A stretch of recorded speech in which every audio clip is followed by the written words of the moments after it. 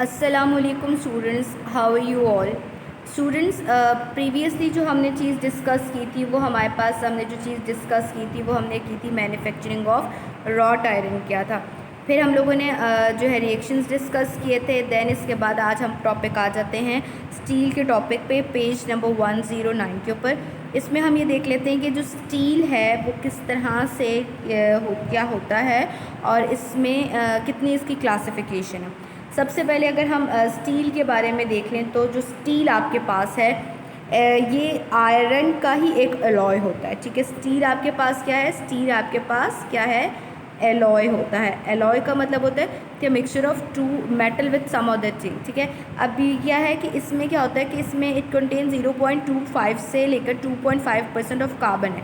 अच्छा, इसमें कार्बन कितने हैं दो देख लेते हैं। इसमें कार्बन देख लेते हैं, वो आपके पास आ रहा है 0.25 से लेकर 2.5% होता है। क्या होता है? कार्बन होता है।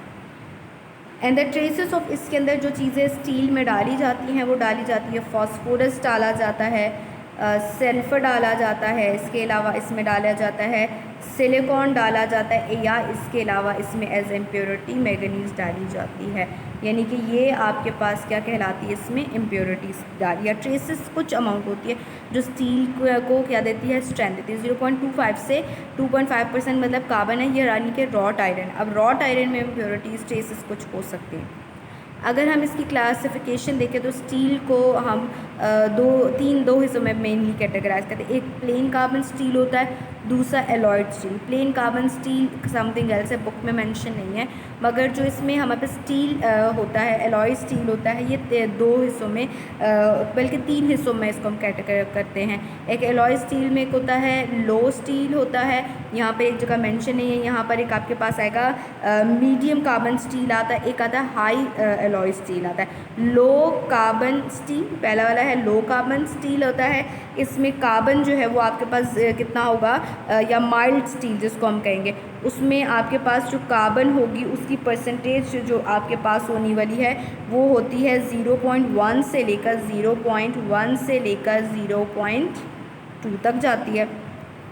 इसी के साथ साथ जो मीडियम होती है या माइल्ड वाली होती है, जो मीडियम वाली होती है उसमें कितनी होती है, जो इसके बीच में आने वाली है वो आपके पास आती है 0.7 से लेकर 1.5 तक आती है इसमें कार्बन कंटेंट।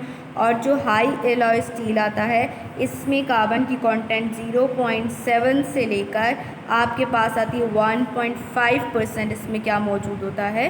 कार्बन मौजूद होता है।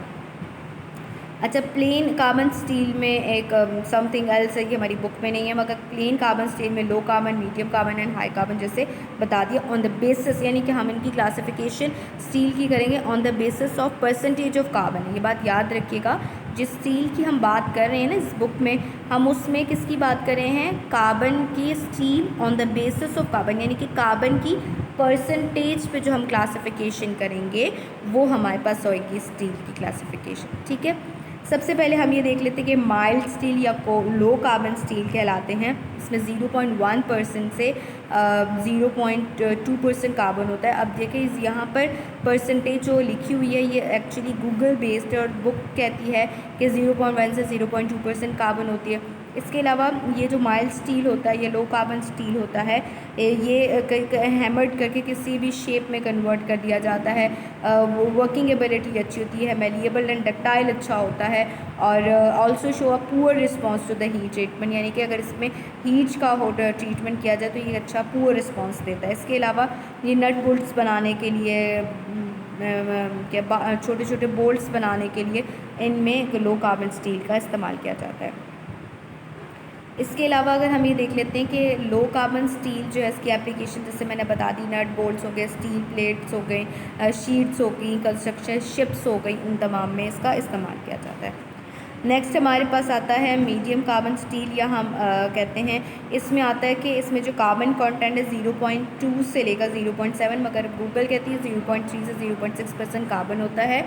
और इसकी अगर हम देख लें तो इसकी प्रॉपर्टी ये होती है कि ये क्या होता है कि गुड टफनेस देता है, डक्टिलिटी देता है, इसकी स्ट्रेंथ अच्छी होती है, और इसके अलावा it also shows a good response to heat treatment, यानी कि अगर इसका कॉन्टेक्ट में हीट आ जाए तो ये अच्छा ट्रीटमेंट शो करता है। इसके अलावा ये जो है किस लिए यूज़ किया जाता है, अगर हम इसके यूजेस देख लें तो ये एक्सल्स है, गाड़ियों के एक्सल्स है, या ट्रेन के एक्सल्स हो गए, गियर्स हो गए। इसके अलावा जो रेलवे एक्सल्स तो बनाने के लिए, इसके अलावा कास्टिंग्स के लिए बनाने के लिए यूज़ किया जाता है।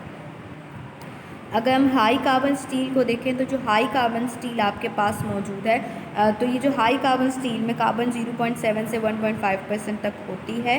और इसके अलावा अगर हम ये देख लेते हैं कि हाई कार्बन स्टील में जो है ये क्या होता है कि इसमें कार्बन जो है वो 1.0% बहुत कम क्वांटिटी में आ रहा है। इसके अलावा ये किस लिए यूज़ किया जाता है, टेप्स में, डाइस में, कटिंग टूल्स में, इसके अलावा मशीन्स बनाने के लिए, ब्लेड्स बनाने के लिए, कटलरी बनाने के लिए ये यूज़ किया जाता है।